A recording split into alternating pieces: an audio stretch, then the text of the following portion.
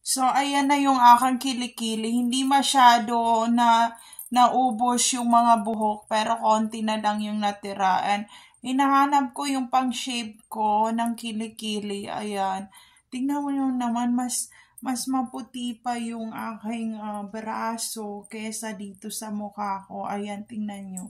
Diba, mas maputi pa yung kilikili ko sa mukha ko talaga. So, ayan yung nangyari. Kung makikita nyo, yan na lang yung nangyari. And, nilinisan ko na siya kasi nga hindi ko na pinakita kasi nga dumikit-dikit siya. Pero, ayan na lang yung nakuha. And, kung makita nyo, ayan. Ayan ang aking kilikili. Mga sabi nyo, ayaw magpakita ang kilikili. Ayan.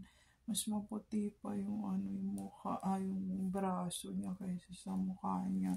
So, ayun, hindi ko makita yung pang-shave ko talaga. Saan yung pang-shave ko? Kasi, isi-shave ko yung yung konting buhok sa kilikili na hindi kaya kunin yung wax eh.